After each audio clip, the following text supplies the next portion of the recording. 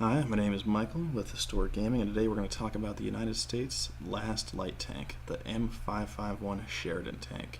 And as for footage, I'll be using War Thunder gameplay. So let's get started. The M551 Sheridan began development by General Motors in September of 1959 as a replacement for the M41 Bulldog light tank. Getting its name from General Philip H. Sheridan, it was decided that tanks should have guided missiles by 1965. Developed as a recon and airborne assault vehicle, it was made primarily of aluminum with a steel turret. Its main armament would be the MGM-51 Shillelagh missile, which began its own development earlier that year, along with the 152mm cannon rounds. It was also equipped with a 7.62 coaxial machine gun and a 50 caliber machine gun on top of the turret. The main gun of this tank was special, having been designed to fire the Shillelagh and the 105mm, causing delays in development due to the caseless round that was being used for the 105mm. They would get the kinks worked out, and by 1966 they would start full-scale production. Now, the Sheridan, already being a relatively light tank, had some power under the hood. It had a 6V53T 6-cylinder engine from General Motors. This supercharged diesel engine could crank out 300 horsepower, bringing the top speed to nearly 45 miles per hour, matching the M41 light tank. It was replacing. However, the Sheridan would have over 3 times the operational range of the M41, the M41s being 100 miles and the Sheridans being 350 miles. If that's not enough, they also made this an amphibious tank that could swim at a modest 4 miles per hour, and it could be dropped out of airplanes. Sheridan would be incredibly useful against pillbox, bunkers, and other hardened enemy positions. Not only that, they also would later develop a canister round for the 105mm, which basically turned it into a gigantic shotgun, greatly increasing its anti-personnel capabilities.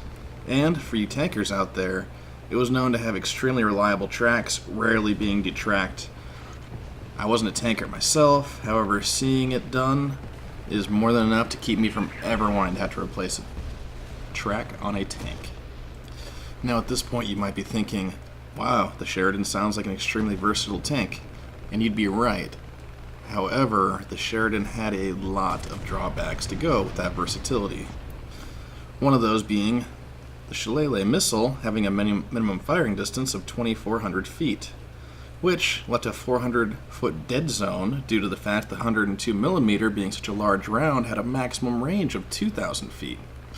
But that's not all. Remember how I said this was a light tank? Well, it was so light that the recoil from the massive 105mm round would knock the missile launcher electronics out, as well as knock other components loose, such as the radio, because the massive recoil would actually lift the front end of the tank off of the ground. The advanced caseless ammunition for the 105mm round would actually swell due to moisture. Not only that, is it would leave remnants of the case occasionally in the breech of the gun. This could be blown back into the cabin, creating a huge fire hazard for the tank and its crew. The Shillelagh missiles were really bulky, and very few of them could be actually fit in the tank. And there was a crew of 4, which just faced the issue of being 4 guys fit into a very small tank. Compounding these issues, in January of 1969, the tank would be deployed to Vietnam. Putting this tank in an extremely hot and humid environment would be extremely taxing on the crew in the camped cabin, as well as all that moisture swelling the rounds or getting around the radio mount. As you might have guessed, they also learned that aluminum doesn't make great armor. Having big issues with enemies using RPGs and anti-tank mines, this made for a gigantic firework due to the caseless ammunition being highly combustible. It's not to say the lessons weren't learned from its time in Vietnam. The Army would armor the undercarriage, as well as add a laser rangefinder to the missile launcher. The tank would stop being produced in 1970, just shy of 1,700 units produced. Many would go on to serve in Europe, but in 1978, it would begin to be phased out without another light tank to replace it. Now, that's not to say some wouldn't be kept around. Some of them were kept and used by airborne units up into the 1980s, as well as some being slightly modified and sent to training units to be used as the opposing force in training exercises. They would also receive one last upgrade for thermal imaging sights. The story doesn't end there, though.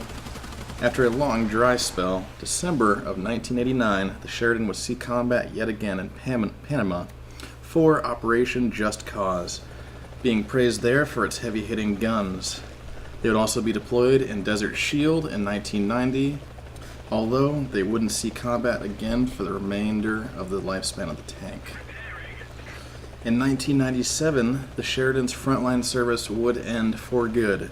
A replacement was proposed, but with budget constraints in a post-Cold War world, all ideas were cut. Finally, in 2003, the Sheridan tank would be retired after a very long service in the United States Arsenal. While most were scrapped, some were dropped in the sea to create artificial reefs. Some even continued their service as targets on ranges. Several survived to be museum pieces where the last of them are today. The Sheridan would be the last light tank in the U.S. Arsenal, serving 37 years in various roles and in 3 different armed conflicts. Thank you all for watching, and if you'd like to see some more gaming and learn some more history, leave me a comment, a like, and subscribe for more. If you guys have any suggestions or ideas of how I can make my videos better, feel free to leave a comment and let me know. Thank you.